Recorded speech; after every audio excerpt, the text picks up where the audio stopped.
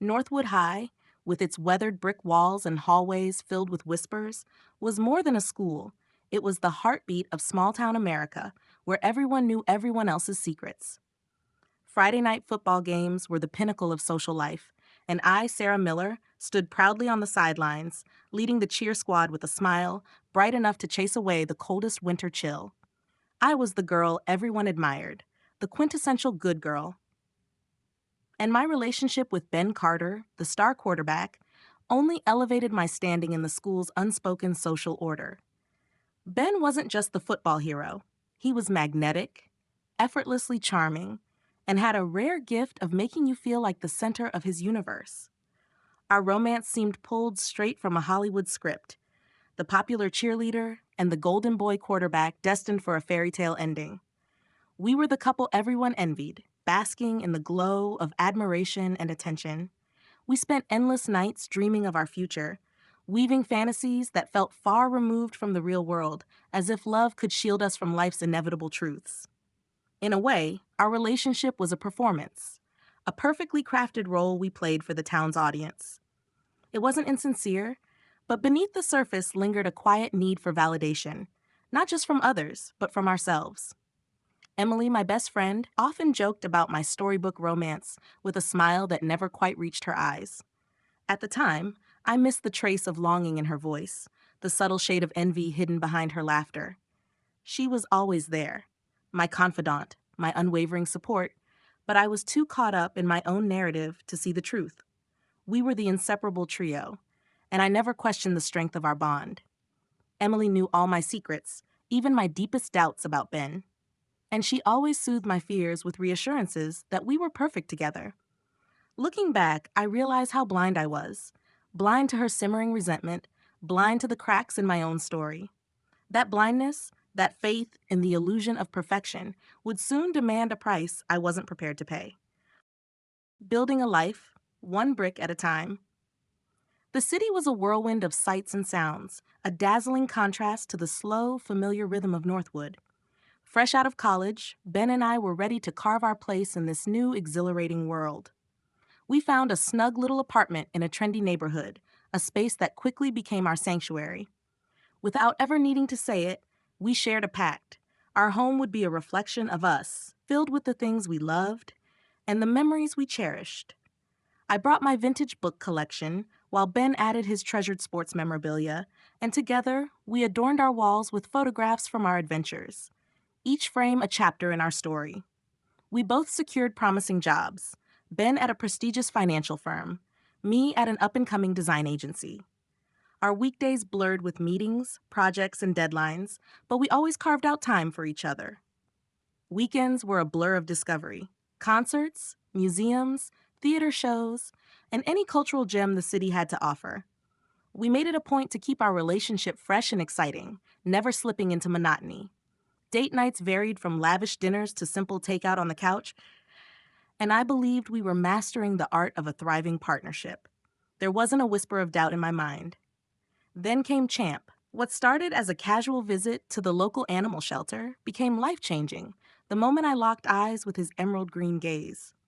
Adopting him was impulsive, but he instantly claimed our hearts and our home. Ben, who had always insisted he wasn't a cat person, fell head over heels for our fluffy new roommate. Champ was a whirlwind of mischief and affection, filling our days with laughter and love. He became our unofficial mascot, a symbol of the life we were building together, one joyful moment at a time.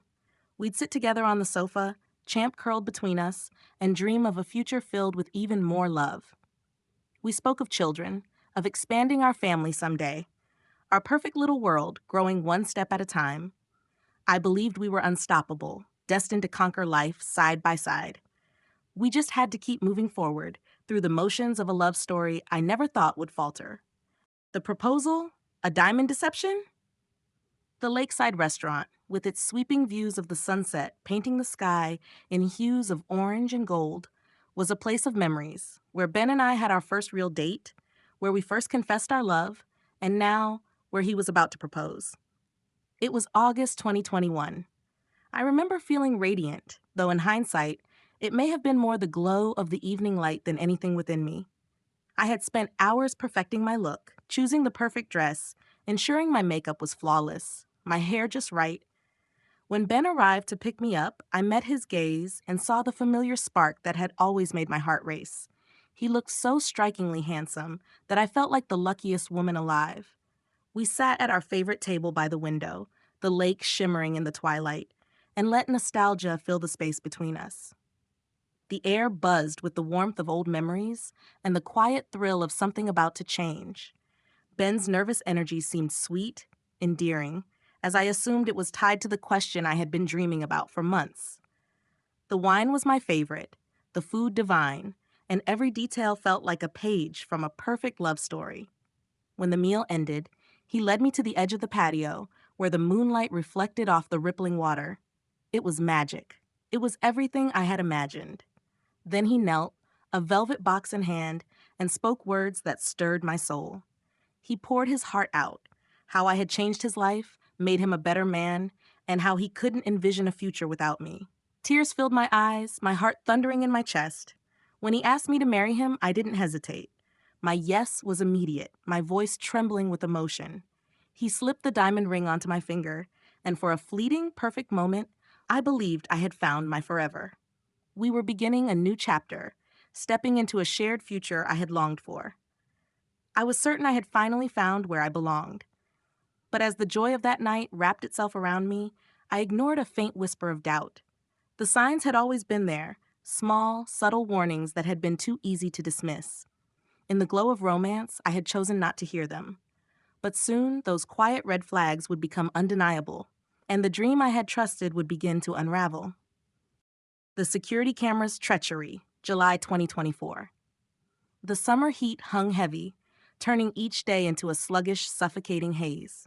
A few weeks earlier, I had installed a security camera in our home, not out of paranoia, just a simple precaution for peace of mind while we were away.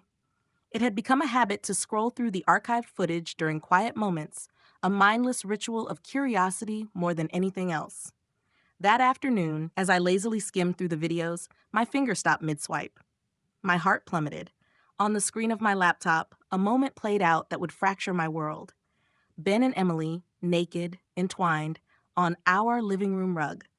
The room tilted.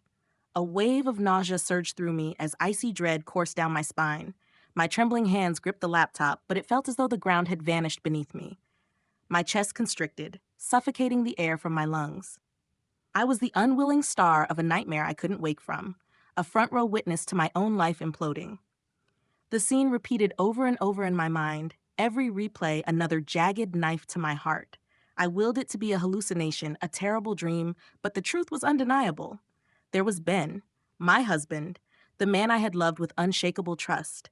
And there was Emily, my best friend, the woman I had called sister. Together, they had destroyed the very foundation of my life. This wasn't just infidelity, it was a desecration of everything I held sacred. A maelstrom of emotions surged within me, shock, rage, disbelief, and a sorrow so profound it threatened to hollow me out.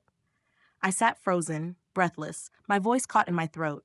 Every beautiful moment, every whispered promise, every illusion of happiness, all shattered into dust. Naivety, trust, blindness. These words echoed mercilessly in my mind as the truth seeped in like poison.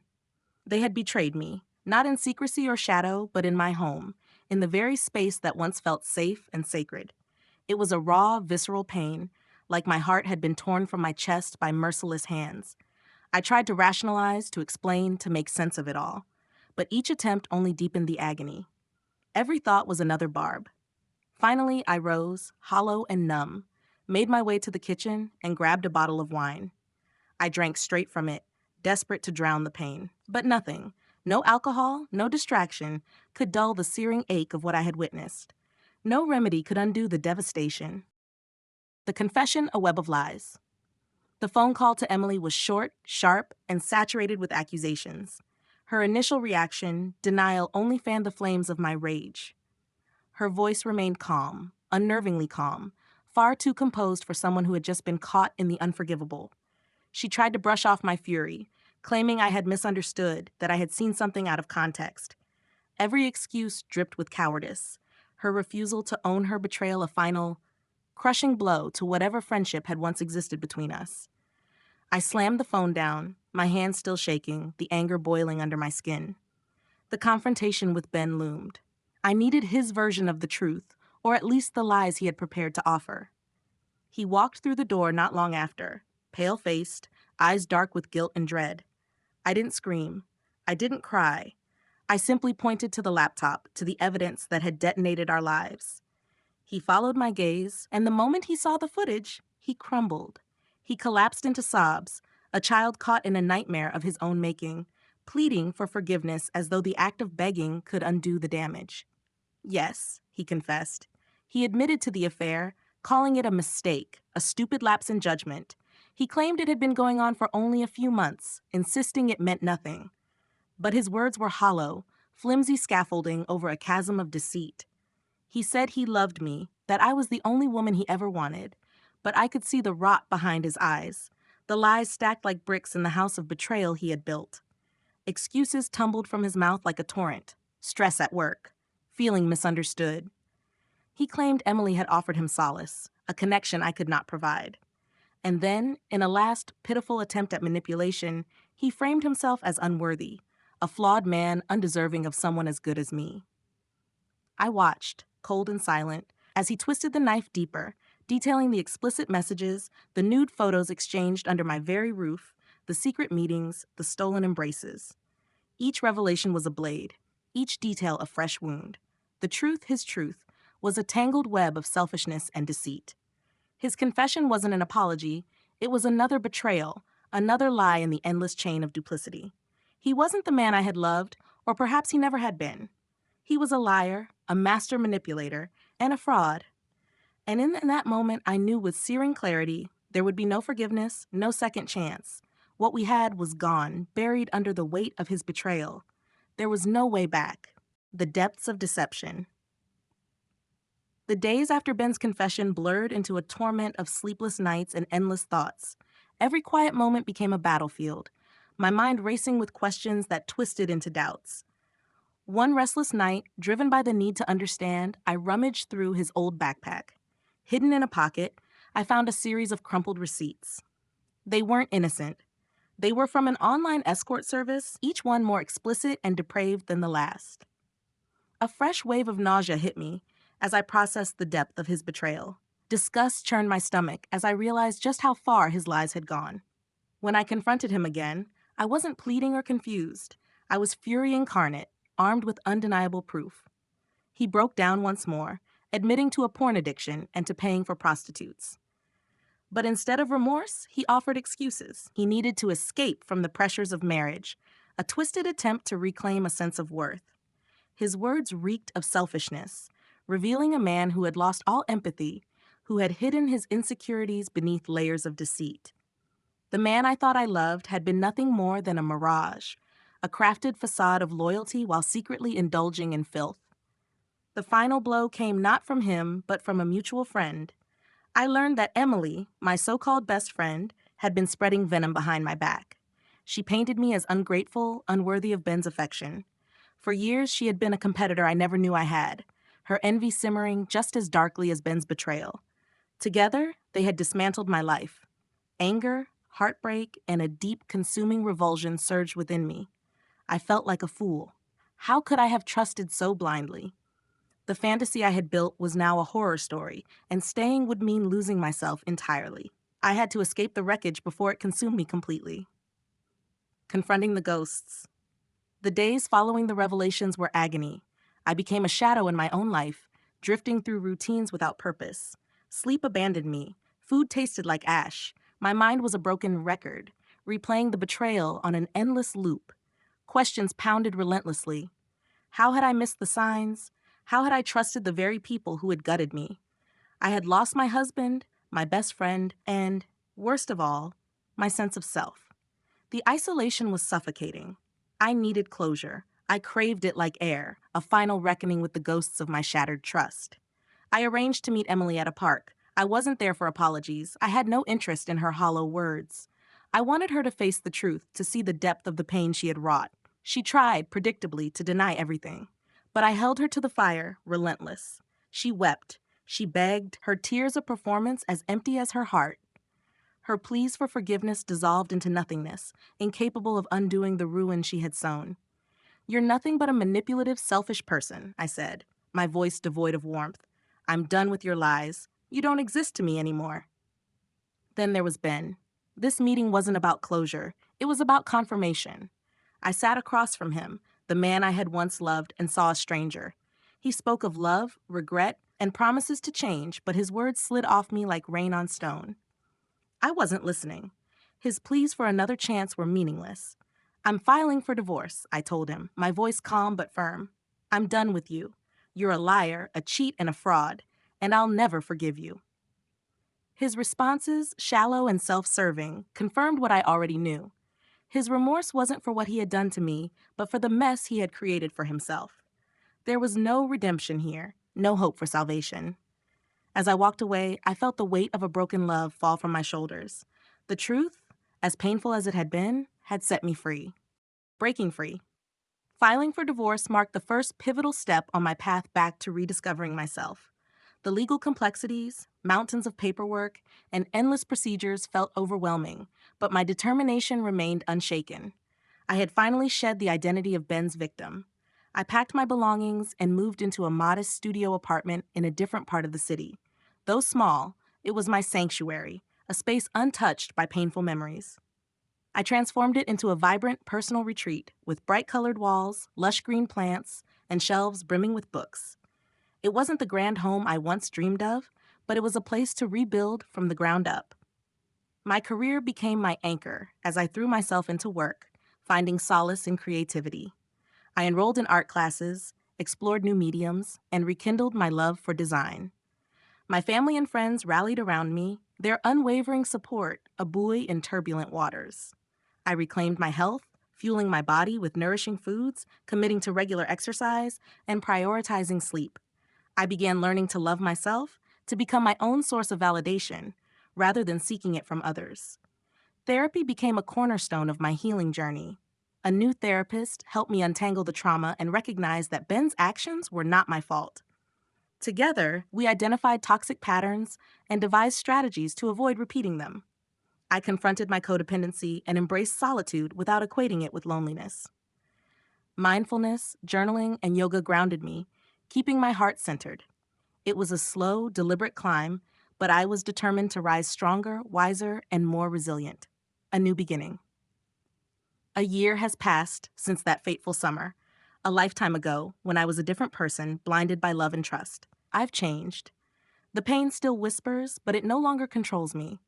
I've learned to coexist with it, viewing my scars as symbols of strength I never knew I possessed. I've grown into someone who no longer seeks external validation or lives by romantic ideals. Healing is ongoing, but I'm no longer shattered, only weathered. New passions fill my days. I've taken cooking and photography classes, reconnected with old friends, and finally tackled my towering book list. Community involvement, volunteering at animal shelters and working with at-risk youth, adds meaning to my life. I've traveled, immersing myself in different cultures and the beauty of the world. Life is too fleeting for regrets. True happiness lies in savoring the present and anticipating the future. I now cherish solitude. Being alone doesn't mean I'm lonely. It means I'm whole and independent. I trust and love myself, flaws and all. I remain open to love, but won't chase it or settle for anything less than I deserve. I am the author of my story, crafting my own happy ending.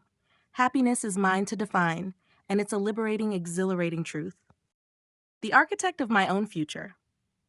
Life isn't a fairy tale. It's messy, imperfect, and filled with pain. But it's also full of beauty, joy, and love.